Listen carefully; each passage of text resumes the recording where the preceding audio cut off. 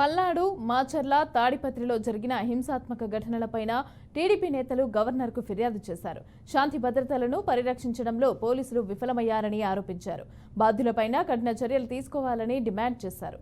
Polling బూత్ల వద్ద గొడవలకు దిగి కవ్వింపు చర్యలకు పాల్పడ్డారని మండిపడ్డారు. పోలీసు బందోబస్తు లేకుండా చేసి టీడీపీ కార్యకర్తలపైన దాడులకు తెగబడ్డారని విమర్శించారు.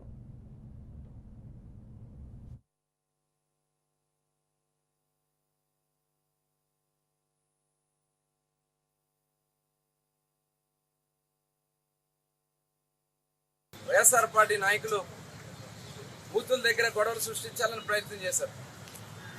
కవ్వింపు చర్యలు, రెచ్చగొట్టే కార్యక్రమాలు, వస్తున్నటువంటి ఓటర్ల బెదిరింపులు, పల్నాడు జిల్లాలో హింసాత్మకమైనటువంటి సంఘటనలు, దాడులు, పెట్రోల్ పోసుకుని నడుస్తూ ఉంటే పోలీసులు పట్టించుకోరు.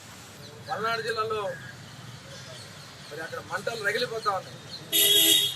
అదేవిధంగా తాడిపత్రి కానీ మరి సాక్షాత్తు పోలింగ్ ఏదైతే మన స్ట్రాంగ్ రూమ్ ఉంటుందో స్ట్రాంగ్ రూమ్ పక్కనే పులవర్తి నాని గారి మీద దాడి చేయడం, ఇవన్నీ కూడా చూస్తూ ఉంటే ఒక ఉద్దేశపూర్వకంగా జగన్మోహన్ రెడ్డి గారు ఈ రాష్ట్రంలో అరాచకాలు సృష్టించడానికి వైసీపీ నాయకుల్ని తాగిచ్చి విపరీతంగా మద్యం పోయించి రెచ్చగొట్టే కార్యక్రమాలు మా గ్రామాలు, మా విలేజెస్లో కూడా జరుగుతాయి. ఇవాళ ఖచ్చితంగా మరి గవర్నర్ గారు ఇవాళ హామీ ఇచ్చారు. మేమందరం కలిసినప్పుడు ఆల్రెడీ ఇప్పటికి సమ్మన్లు పంపించాం.